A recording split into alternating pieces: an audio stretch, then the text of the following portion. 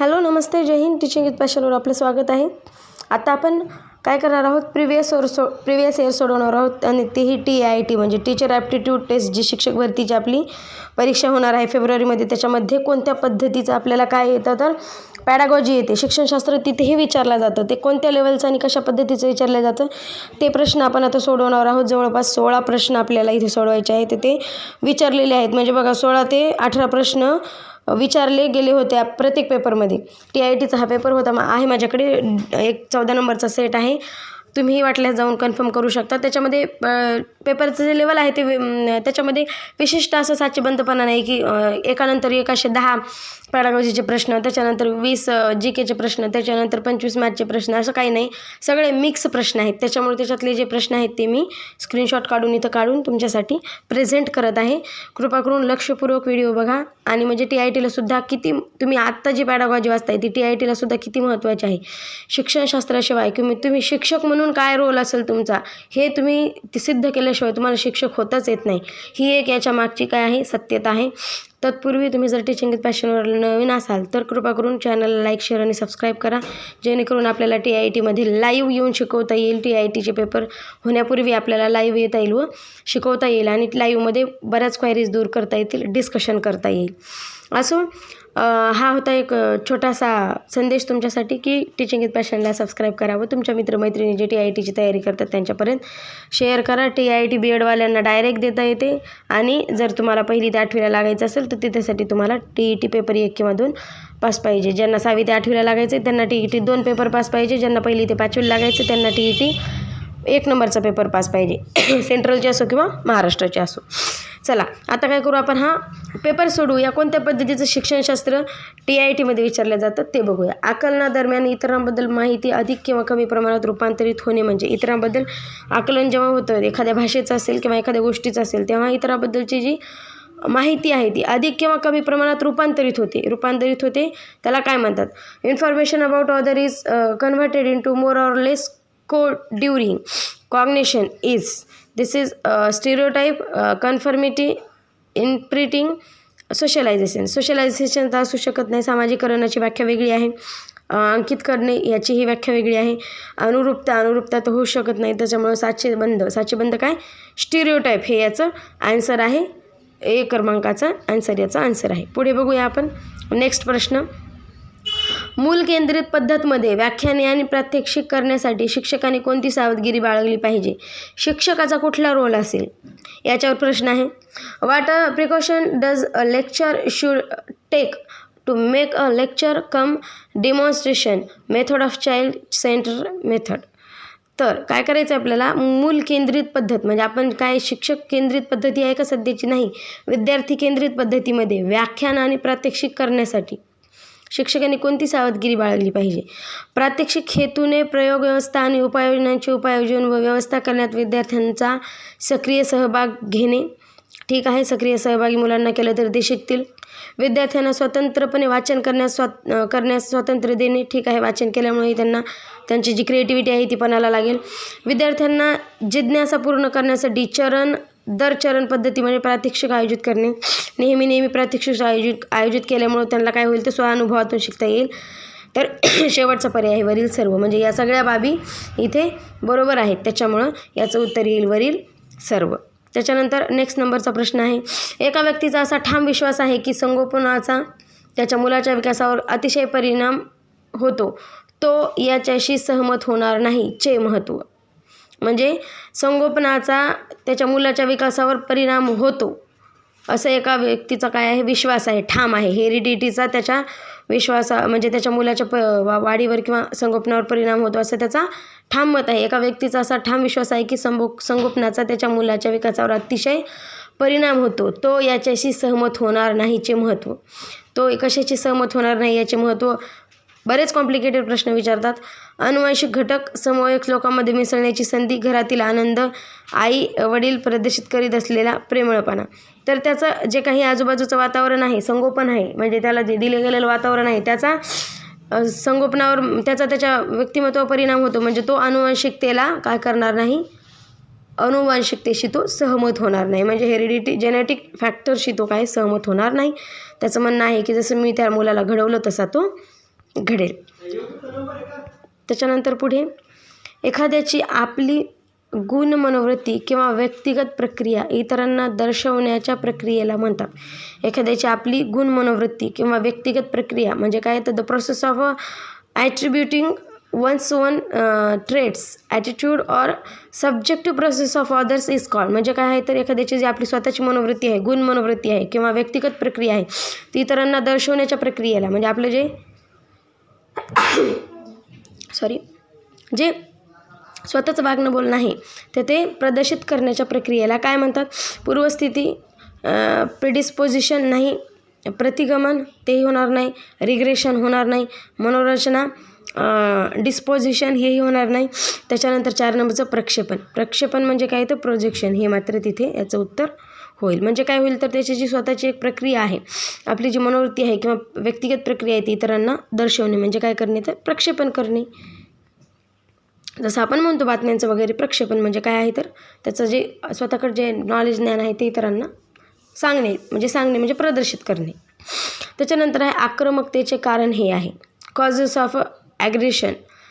तर ॲग्रेशनचं कारण काय आहे, जन्माच्या प्रवृत्ती आहे किंवा मुलांचे पालनपोषण आहे, निराशा आहे म्हणजे काय, तर फ्रस्ट्रेशन आहे किंवा मग सर्वच आहे त्याच्यातली. तर आक्रमकता म्हणजे जास्त अग्रेसिव्ह होणे, खूप रागीटपणा येणे, खूप जास्त राग व्यक्त करणे, नेहमी परेशान असणे, छोट्या छोट्या गोष्टीमध्ये रागीटपणा आणणे म्हणजे अग्रेसिव्ह होणे. याचं कारण काय आहे, आक्रमक होण्याचं कारण काय आहे, तर जन्माच्या प्रवृत्ती हे आहे, इनबॉर्न टेंडन्सी आहे त्याचं कारण, मुलांचे पालनपोषण, त्याला संगोपन कसं मिळतं, कोणत्या वातावरणात पोषण होते तेही आहे, आणि निराशा फ्रस्ट्रेशन या सर्व गोष्टींमुळे काय होतं, तर आक्रमकता वाढते किंवा ॲग्रिगेशन वाढतं. त्याच्यानंतर पुढे बरेच हाय लेवलवरचे प्रश्न TITमध्ये विचारले जातात आणि जवळपास 18 ते 20 मार्क फक्त पॅडागॉजीवर विचारले जातात. म्हणजे बघा तुम्ही पॅडागॉजी किती हाय लेवलवर विचारले जाते. जसं KVSला 20 मार्काची पॅडागॉजी विचारल्या जाते, तशी इथं पण 15 ते 20 मार्काची विचारल्या जाते. मुलांचे थेट अनुभव ह्याच्याशी संबंधित असतात. The direct experiences of childrens are related to फेरफटका, पर्यावरण, परस्पर संवाद किंवा रोगाचे प्रात्यक्षिक किंवा वरील सर्व. तर मुलांचे जे अनुभव आहे ते थेट कशाशी संबंधित असतात, तर वरील सर्वांशी संबंधित असतात. कशाशी संबंधित असतात, मुलांचे थेट अनुभव याच्याशी संबंधित असतात. फेरफटका, त्यांनी जे फेरफटक्यामध्ये बाहेर गेल्यानंतर जे अनुभवले, एक्झर्शन, पर्यावरणाशी परस्पर संवाद याच्याशी. त्याच्यानंतर रयोगांचे डिमॉन्स्ट्रेशन ऑफ एक्सपिरियन्स, रयोगांचे प्रात्यक्षिक म्हणजे डिमॉन्स्ट्रेशन ऑफ एक्सपिरियन्स. प्रयोगांचे असेल ते रयोगांचे झाले चुकून, डिमॉन्स्ट्रेशन ऑफ एक्सपिरियन्स तर प्रात्यक्षिक. या सर्वच याचे जे पॉईंट्स आहेत ते बरोबर आहे. त्याच्यानंतर पुढे आहे शाळेत टायफॉईडमुळे विद्यार्थी अनुपस्थित होता. त्याच्या पालकांनी तुम्हाला त्याचे सुटलेला अभ्यास पूर्ण करण्यासाठी वर्गातल्या एका विद्यार्थ्याचे पुस्तक देण्याची विनंती केली तर आपण काय कराल. शिक्षक म्हणून तुम्ही काय कराल. फॉर एक्झाम्पल एक विद्यार्थी आहे, टायफॉईड झाल्यामुळं तो शाळेत प्रेझेंट नव्हता, अनुपस्थित होता. त्याच्या पालकाने तुम्हाला त्याचे जे सुटलेला अभ्यास आहे ते पूर्ण करण्यासाठी वर्गातल्या एखाद्या विद्यार्थ्याचं पुस्तक देण्याची विनंती केली तर तुमचं तिथं काय रोल असेल. A student is absent due to typhoid in the school. His guardian has requested you to spare somebody's class notes to cover the class work of the child. What will be your next step? तुम्ही तुमचा कुठली step तिथे पूर्ण कराल. तर पालकांच्या परिसरात राहणाऱ्या विद्यार्थ्याकडून नोटबुक तयार करण्याचा सल्ला द्याल. त्यांना असं म्हणाल तुम्ही की तुमच्या परिसरात राहणाऱ्या एखाद्या विद्यार्थ्याकडून नोटबुक तयार करा. पालकांना आपण या प्रकरणात मदत करण्यात असमर्थ आहात असे दर्शवाल. तुम्ही कसं असमर्थ असाल, तुमचा तर रोल आहे तिथे, तुम्हाला तर शिकवायचंच, प्रत्येक विद्यार्थ्याला पुढे घेऊन जायचं. तुम्ही असं कसं म्हणू शकाल. वर्गाच्या सर्वोत्तम मुलाला त्याचे पुस्तक द्यायला सांगाल.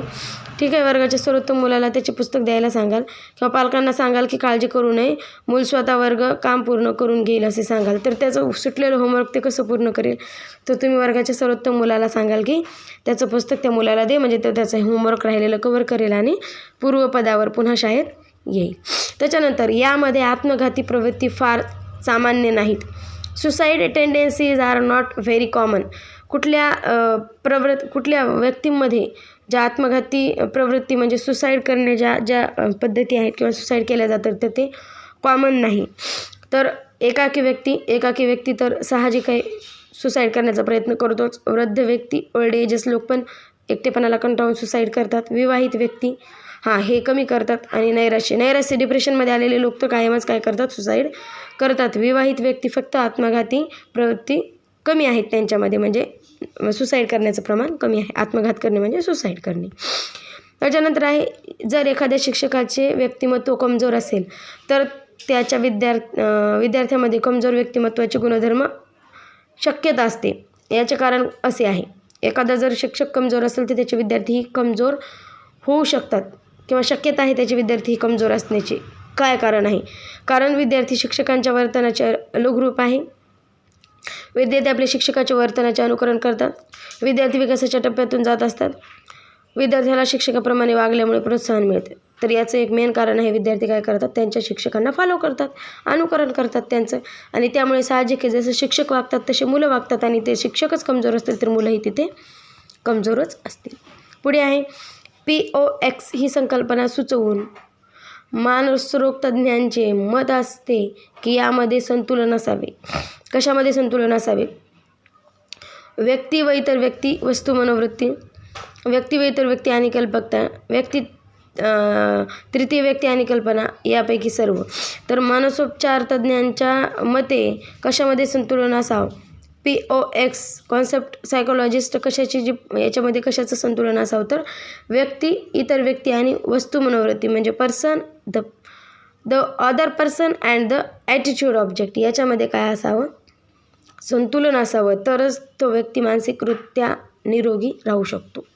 त्याच्यानंतर आहे पुढे, जर शिक्षण सामग्री खूप प्रभावी आहे आणि ते दिल्या जाणाऱ्या धड्याबरोबर नियोजनाद्वारे चांगल्यारीत्या वाटले तर याचे काय परिणाम होतील? शिक्षक सामग्री म्हणजे जे करिक्युलम आहे तो खूप सुंदर आहे, चांगला आहे, प्रभावी आहे आणि ते दिल्या जाणाऱ्या धड्याबरोबर नियोजनाद्वारे चांगल्यारीत्या जर वाटले गेले तर याचे काय परिणाम होतील? वर्गातील शिक्षकाच्या बदली होतील? नाही, चुकीचं आहे. विद्यार्थी वर्गाच्या बाहेर पडतील, परीक्षा वर्गातून बाहेर पडतील, यापैकी काहीही नाही. जर चांगलं करिक्युलम दिलं, चांगला अभ्यास दिला तर यापैकी कुठलंही घडणार नाही, त्याचा परिणाम चांगला होईल. याच कुठल्याही गोष्टी याच्यापैकी घडणार नाहीत. आपण थोडं फास्ट घेऊया. सामान्यतः बालकेंद्रित शिकवण्याच्या पद्धतीमध्ये शिक्षकांची भूमिका काय आहे? Generally in child center method of teaching, the role of teacher. शिक्षकाची भूमिका काय असेल? समस्या प्रधान परिस्थिती निर्माण करणे. समस्या प्रधान परिस्थिती निर्माण केली तरच मुलं शिकतील, म्हणजे प्रश्न सोडवण्यासाठी काहीतरी ते स्वतःला पणाला लावतील. क्रिएटिव्हिटी तिथे त्यांची डेव्हलप होईल. सृजनात्मकता वाढेल. मुलांसाठी शक्य सामग्री आणि संसाधने एकत्रित करणे कर्तव्यच आहे. जे शक्य सामग्री आहे ते एकत्रित करणे, संसाधनांचा वापर करणे. मुलांच्या त्यांच्या गृहितांची मांडणी करण्यास सांगणे. मुलांना एखाद्या गोष्टीबद्दल काय वाटले, त्यांच्या हायपोथेसिस म्हणजे त्यांच्या कल्पना आहेत, मूर्त अमूर्त कल्पना आहेत, ते तिथे मांडायला सांगणे. म्हणजे वरील सर्व पर्याय बरोबर आहेत, म्हणजे उत्तर पर्याय क्रमांक D. पुढे आपण क्लासमध्ये चार्ट दर्शवित असताना खालीलपैकी कोणती सावधगिरी आपण लक्षात ठेवू इच्छिता? तुम्ही जर वर्गामध्ये क्लासमध्ये चार्ट दर्शवित असतात तर खालीलपैकी कोणती सावधगिरी आपण किंवा लक्षात ठेवू इच्छिता? Which of the following precaution you would like to keep in mind while you are demonstrating chart in the class? हे आपल्या विषयाशी संबंधित असावे आणि पुरेशी संबद्धता असणे आवश्यक आहे. साहजिक आहे, तुम्ही जर ज्या विषयाचं शिकवतात त्याच विषयाशी रिलेटेड तो चार्ट असावा. हे दिसण्यात नैसर्गिक आणि वास्तववादी असावे. दिसण्यात नैसर्गिक आणि वास्तववादी असावे. साहजिक आहे, जर नैसर्गिक असेल तरच ते मुलांना समजावं. ते अचूक आणि योग्य प्रमाणात असावे. साहजिक आहे, ते अचूक जर असेल तरच ते मुलांना आपण देतोय म्हणजे बरोबर करतोय. आपण जर चुकीचं देतोय तर ते आपलं चुकीचं आहे. म्हणजे वरील सर्व पर्यायाचं उत्तर आहे पर्याय क्रमांक D. त्याच्यानंतर पुढे जाऊया आपण. अध्यापन दरम्यान ह्यांच्यामध्ये संभाषण होतात. The communication in teaching is going on between शिक्षक आणि विद्यार्थी, शिक्षक मुख्याध्यापक, विद्यार्थी आणि बालक, वरिष्ठ आणि कनिष्ठ. अध्यापन दरम्यान म्हणजे अध्यापन म्हणजे शिकवणे, अध्ययन म्हणजे शिकणे, अध्यापन म्हणजे शिकवणे. अध्यापन दरम्यान संभाषण कोणामध्ये होते? शिक्षक आणि विद्यार्थ्यामध्ये होते. इथं पालकाची विद्यार्थ्याची काय गरज आहे, शिक्षक आणि मुख्याध्यापकाची काय गरज आहे, आणि वरिष्ठ आणि कनिष्ठची काय गरज आहे? इथं गरज आहे शिक्षक आणि विद्यार्थ्यांची. साहजिक आहे, सोपे प्रश्न येतात काही काही. पुढे ड्रॉगमॅन चाचणी यांच्याद्वारे विकसित केली गेली. Draw a man test develop by Pramila Pathak, Prayag Mehta, R. Ramling Swami, MC Joshi. तर ही जी चाचणी आहे ती प्रमिला पाठक यांच्याद्वारे डेव्हलप केली गेली होती. ड्रॉमँड चाचणी. जेव्हा आपण याची डीप लेसन घेऊ तेव्हा तुम्हाला मी हे समजावेल. त्याच्यानंतर आहे ब्लॅकबोर्डच्या मुख्य प्रकार आहेत.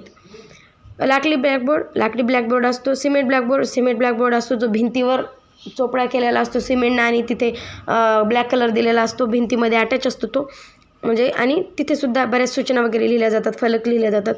काचेचे ब्लॅकबोर्ड आले तर डिजिटल आणि वरील सर्व ब्लॅकबोर्डचे प्रकार आहेत, म्हणजे उत्तर पर्याय क्रमांक डी आहे. पुढे जाऊया आपण. सहज प्रवृत्ती जीवनात आवेज जे आयडीला उत्साहित करतात त्यांना म्हणतात the instinctual life process that energises the id is called as. तर याला काय म्हणतात? सहज प्रवृत्ती जीवनात आवेज जे आयडीला उत्साहित करतात त्यांना म्हणतात प्रक्षेपक, प्रोजेक्शन, कामवासना, लिबिडो, सुसूत्रीकरण. तर याला लिबिडो म्हणतात. लिबिडो ही कोणी मांडलेली थेअरी आहे? आपलं झालं होतं सायकोलॉजीमध्ये सायकोसेक्शुअल थेअरी मांडली होती. सायकोसेक्शुअल थेअरी कोणी मांडली होती? सेकंदामध्ये सांगते मी तुम्हाला, 1 मिनिट वेट करा. आपल्याकडे थेअरी आहे एरिक एरिक्सनचीच थेअरी आहे. तरीही आपण सेकंदभर थांबू याच्यासाठी, कारण माझ्याकडे हे राईटमध्ये आहे. चुकीची इन्फॉर्मेशन नको जायला. सेकंदामध्ये आपण हा पॉईंट क्लिअर करू. लिबिडोबद्दल कोण बोललेलं आहे? तर लिबिडोबद्दल एकच व्यक्ती बोलला. त्याच्या थेअरीला खूप सगळ्यांनी काय केलं? Sigmund fried. राईट, सिग्मंड फ्राईडनं ही जी थेअरी आहे ती मांडलेली आहे. लिबिडो म्हणजे काम वासना, लिबिडो त्यांनीच दिलेला त्यांची कन्सेप्ट आहे.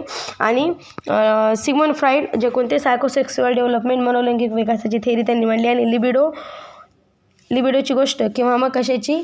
सहज प्रवृत्त जीवनात आवेज जे म्हणजे सहज डेव्हलप होतात या ज्या क्रिया आहेत, तर याची कन्सेप्ट मांडलेली आहे सिग्मंड फ्राईडनं, ज्या की सायकोसेक्सुअल डेव्हलपमेंटच्या त्यांनी थेऱ्या मांडल्या होत्या. ईद, अहम आणि इगो यांचा त्यांनी त्याच्यामध्ये सहभाग केलेला होता, जे की आपण सायकॉलॉजीच्या आपल्या हिंदी लेक्चरमध्ये ते कव्हर केलेलं आहे. आता आपण मराठीमध्ये ते कव्हर करूया.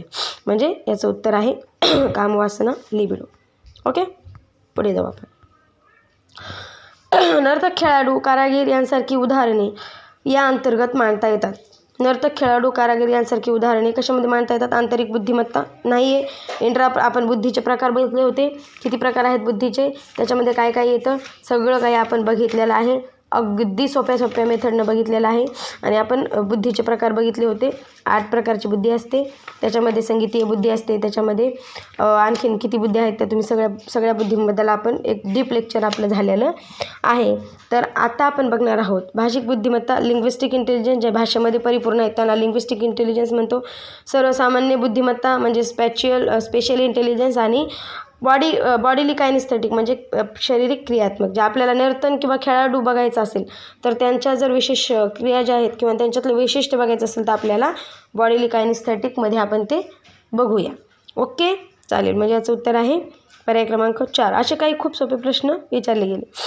ODD आहे. ODD is oppositional defiant disorder, oppositional defence disorder, occupational defence disorder, oppositional development disorder. तर oppositional defiant disorder, oppositional defiant disorder हे याचं उत्तर आहे ODD. म्हणजे काय आहे? तर ही एक डिसऑर्डर आहे जी कशाची बऱ्याच विद्यार्थ्यांमध्ये किंवा बऱ्याच व्यक्तींमध्ये ही बघायला मिळते. ह्याच्याबद्दल डीप सध्या तरी मला नाही सांगता येणार, मी तुम्हाला याच्यामध्ये लेक्चरमध्ये सांगेल. प्रस्ताविक प्रश्न असे असले पाहिजे, म्हणजे इंट्रोडक्शन जे प्रश्न आहेत किंवा इंट्रोडक्शनरी प्रश्न आहेत ते कसे असले पाहिजे? विद्यार्थ्यांच्या पूर्वज्ञानावर असले पाहिजे. राईट आहे, त्यांचं पूर्वज्ञानावरच असले पाहिजे, तेव्हाच त्यांना ते आपलेसे वाटतील किंवा त्यांचं पूर्वज्ञान जागृत होईल आणि ते नवे प्रश्न त्यांना समजतील. कठीण नसून सोपे असावे, एका शृंखलेत असले पाहिजे. आणि वरील सर्व, म्हणजे हे वरील सर्व पर्याय बरोबर आहेत. प्रास्ताविक प्रश्न सोपे असले पाहिजे थोडेसे, कठीण नसून सोपे आणि विद्यार्थ्याच्या पूर्वज्ञानावर अवलंबून आणि शृंखलेत असले पाहिजे. त्याच्यानंतर पुढे, ऋषी स्वतःला वर्गातील इतरांपासून वेगळा ठेवतो तर तुम्ही काय कराल?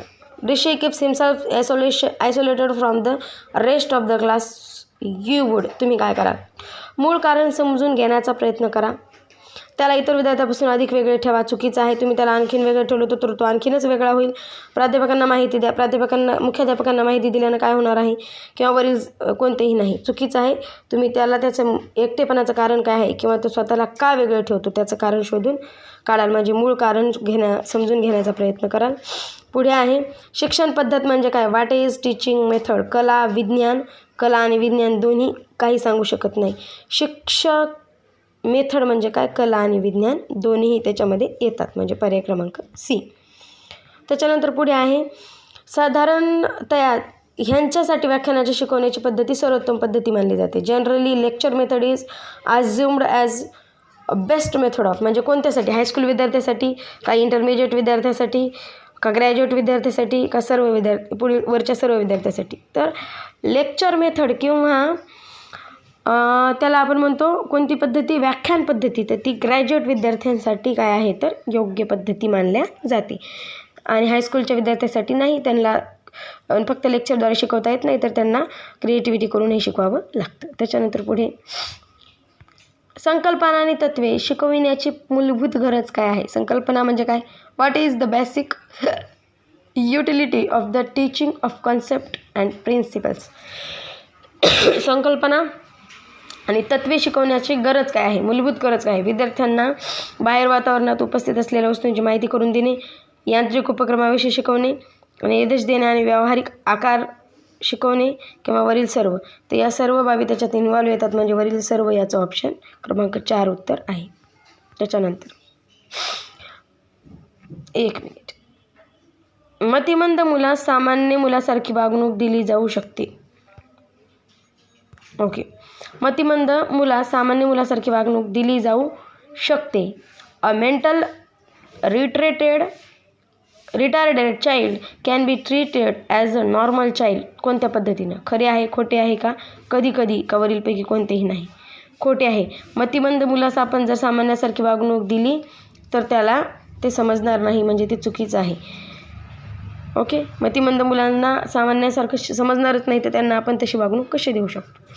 त्याच्यानंतर हा होता आपला शेवटचा प्रश्न. याच्यामध्ये आपण 1, 2, 3, 4, 5, 6, 7, 8, 9, 10, 11, 12, 13, 14, 15, 16, 17, 18, 19, 20, 21, 22, 23, 24, 25, 26, 25 प्रश्न आपण हे बघितलेले आहेत, जे होते 2017च्या पेपर सेट 14 मधले. जवळपास 20 ते 25 प्रश्न जर पॅडागॉजीवर येत असले तर पॅडागॉजीला किती इम्पॉर्टंट घटक मानल्या गेलं पाहिजे हे आता तुम्ही तुमचं ठरवा. हा होता माझ्याकडचा पेपर. आपण आता प्रिव्हियस इयर असेच बऱ्याचपैकी सोडवूया आणि याच्यावर आता लेक्चरही आपण स्टार्ट करूया, जे की पॅडागॉजीवर असतील. आणि आपले झालेल्या प्लेलिस्ट जरी तुम्ही हिंदीमधल्या बघितल्या आणि त्या जर मराठीत कन्वर्ट केल्या तरी पुरे आहेत. भरपूर प्लेलिस्टवर आपल्या बरेच चॅप्टर कवर झालेले आहेत आणि जे राहिलेले चॅप्टर आहेत तेही कव्हर करण्याचा प्रयत्न लवकरात लवकर करण्यात येईल. बरंच हिंदी पॅडागॉजी आणि मराठी पॅडागॉजी हेही खूप महत्त्वाचे विषय होते, ज्याचं की बाकीच्या ज्या चॅप्टर आहेत म्हणजे CDP म्हणजे चाइल्ड डेव्हलपमेंट पॅडागॉजीचे बरेच चॅप्टर उपलब्ध आहेत, पण मराठी पॅडागॉजी आणि हिंदी पॅडागॉजी नव्हती म्हणून आपण ते अगोदर कव्हर केले. आपण काही काळात पुढल्या मराठी पॅडागॉजी तुम्हाला शिकवण्याचा पुरेपूर प्रयत्न केला जाईल आणि जे TITला अनुसरून आहे तेच शिकवल्या जाईल. त्याच्यासाठी चॅनलवर अपडेट राहा आणि आपल्या टीचिंग विथ पॅशनला तुमची मोलाची साथ द्या, ते म्हणजे सबस्क्राईब करा आणि साईडचं बेल आयकॉनही प्रेस करा, म्हणजे तुम्हाला जे नवनवीन व्हिडिओ येतील त्यांचे नोटिफिकेशन तुमच्यापर्यंत पोहोचले जातील आणि तुम्हाला प्रत्येक व्हिडिओ तुमच्यापर्यंत आला म्हणजे तुम्हाला त्याचं ॲनालिसिस करता येईल. सध्या तरी मी या क्षणाला इथे थांबते. जय हिंद.